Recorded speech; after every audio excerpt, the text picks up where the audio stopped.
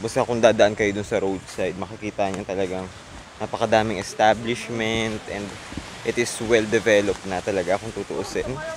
Malayo dun sa island vibe na i-expect mo sa mga ibang isla, mga beach island dito sa Pilipinas.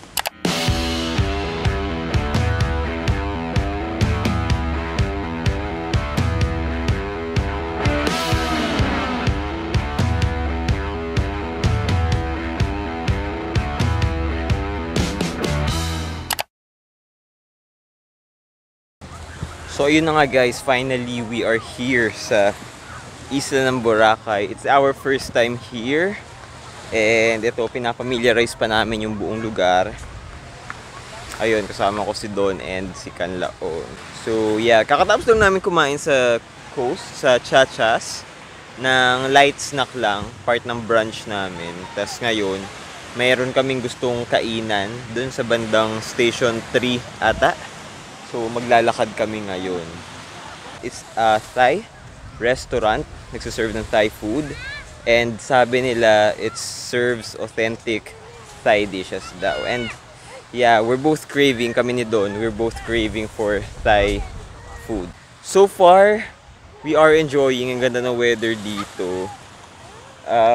Kanina mainit. Well, mainit naman ngayon, pero nagpapalayan, napakainit na naman. No? Diba? It's a very good weather here in Boracay. Pero maya't maya nagiging cloudy rin yung weather.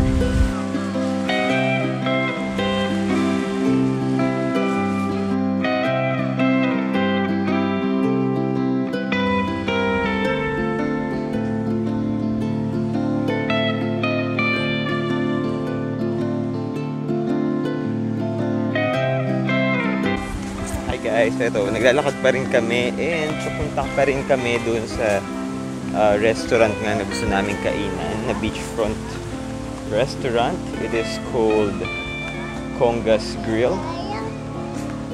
Congas Grill? Congas Grill. Hindi yata Congas Grill. Basta Congas.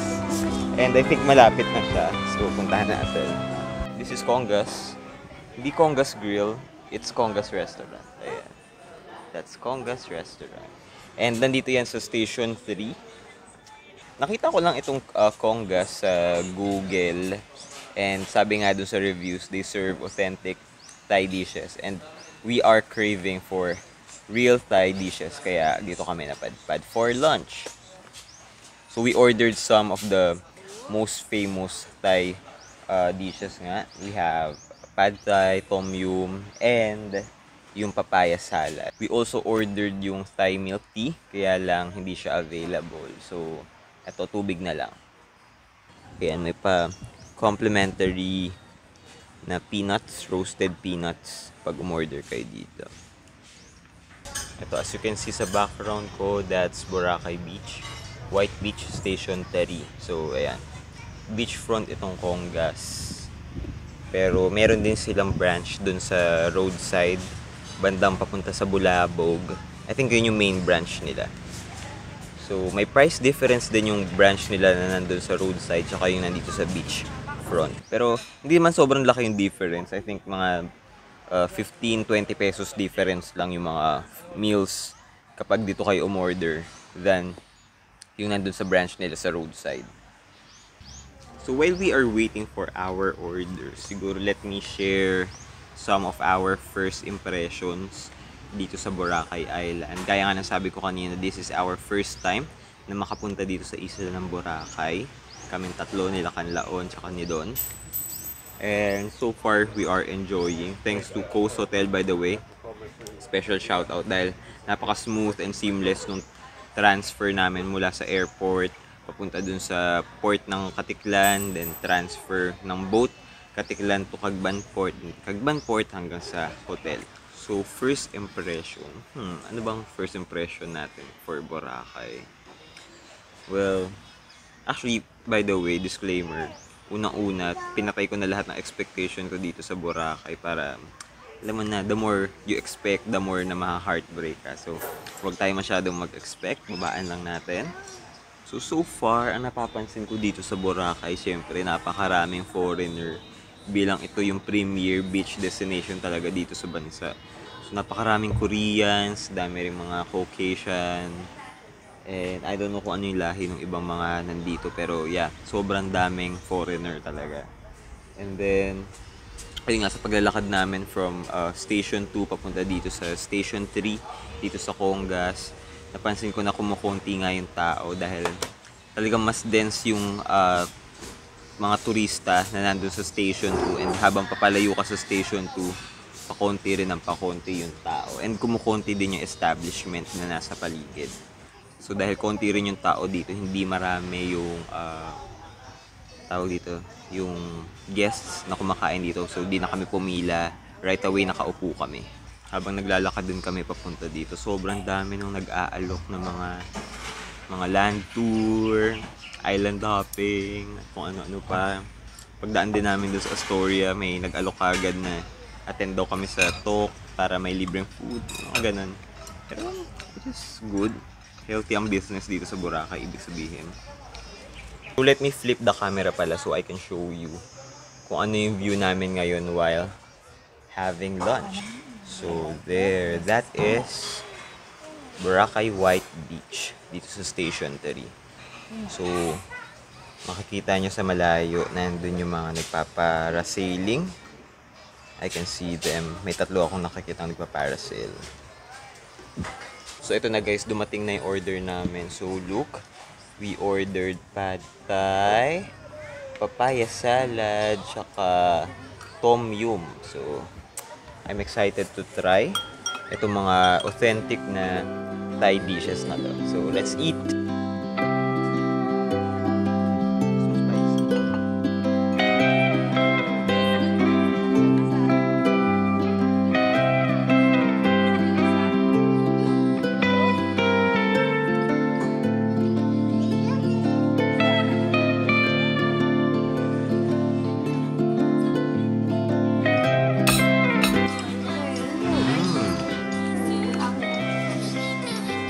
Guys, legit, ang sarap.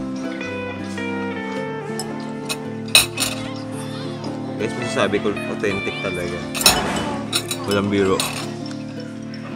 Sarap.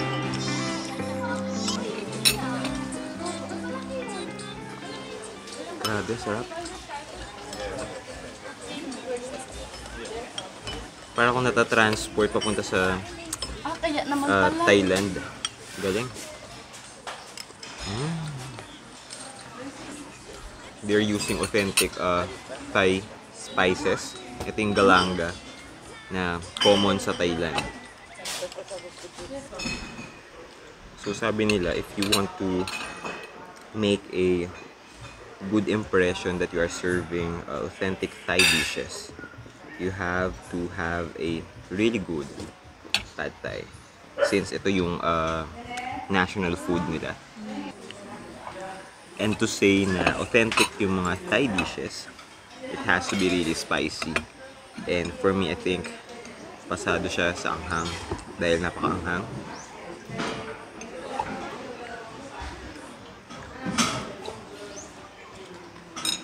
So ayun guys, kakatapos lang namin mag-lunch dun sa Congas. Grabe, sobrang busog. Bigat ng pad thai talaga sa tiyan. Tapos yung papaya salad, tsaka ano nga yan? Tom yum. So ayun, ano pa bang first impression dito sa Boracay? So far yung dinaanan namin mula dun sa port, napansin ko na parang very urbanized na yung, basta kung dadaan kayo dun sa roadside, makikita nyo talagang napakadaming establishment, and it is well developed na talaga kung tutuusin. Malayo dun sa island vibe na i-expect mo sa mga ibang isla, mga beach island dito sa Pilipinas. Another impression ko dito sa Boracay, grabe, sobrang expensive na mga food. Kanina nung nando kami sa Chachas, isang dish lang yung in-order namin pero 500 na kaagad yung bill. Tapos dito sa Congas, 3 dishes yung in-order namin. Pero Grabe, 1,300 na kagad. Grabe. Presyong turista talaga yung mga food dito.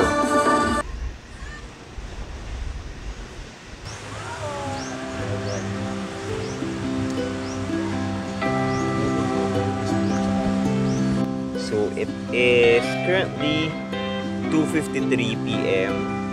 and nandito lang kami sa harap ng Coast Hotel, pa-chill-chill lang. And as you can see, ito, may latag kami. Thank you kila kuya na naglatag ng aming towel at ano ba to? Kung ano man tong sheet na ito. Tapos ito si Kanlaon, tignan nyo.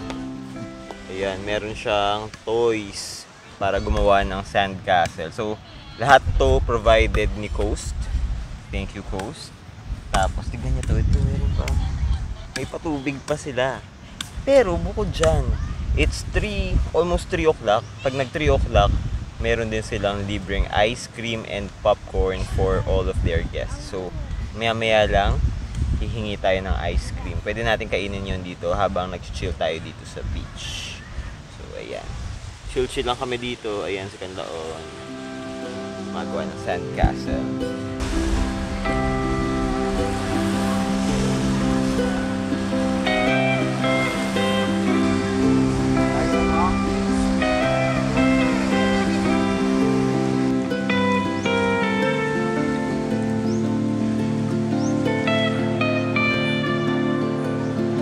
Few minutes later. So, good evening. Hindi pa pala evening. It's 5:30 pa lang. So, it's still afternoon. So, good afternoon, guys. We're going to D-Mall to have our dinner somewhere there. Kakalabas lang namin and ito.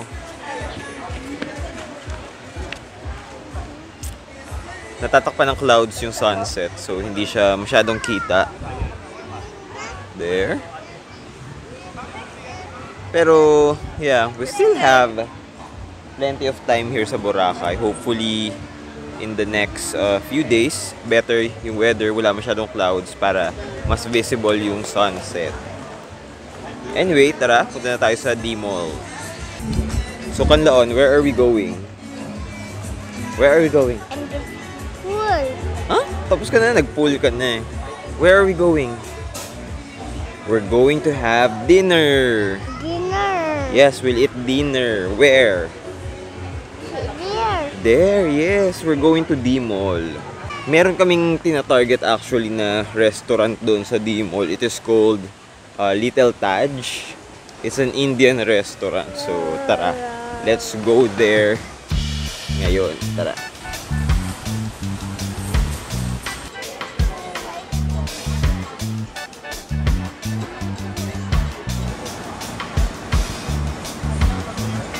So yun na nga guys, nandito tayo ngayon sa Little Taj. So this is a Indian restaurant. And naka-order na ako. And I'm excited to try. So ito guys, dumating na yung drinks namin. So we ordered masala ice tea. Tsaka itong rose lassi. So we're still waiting for pani puri, chicken tikka masala, saka yung kung ano man yung isa yun, nakalimutan ko lang. So this is the pani puri ng Little Taj. And then this is beef samosa. So here guys, ito in-order namin pani puri. So isa tong sikat actually na street food sa India. Pero nakikilala rin siya dito sa Philippines, pero not as street food but no snack sa mga Indian restaurant.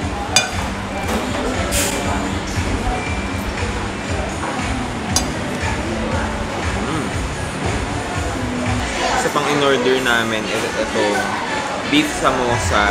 So basically para siyang empanada. Tapos merong curry sauce. Tikman na.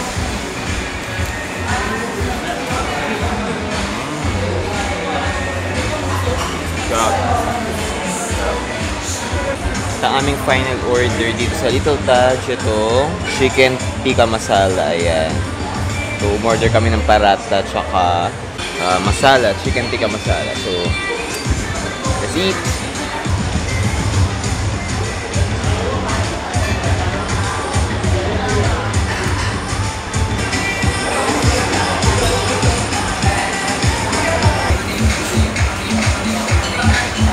na kami mag-dinner dito sa Little Taj.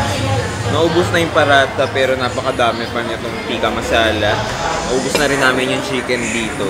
Siguro kung gutom na gutom kami, pwede namin itong patulan. Bibili pa kami ng extra na parata para simutin namin itong tikka masala. Pero busog na talaga kami, hindi na namin siya mauubos. So, yeah. Magbabayad na kami. We'll just pay the bill and then siguro babalik na kami sa hotel.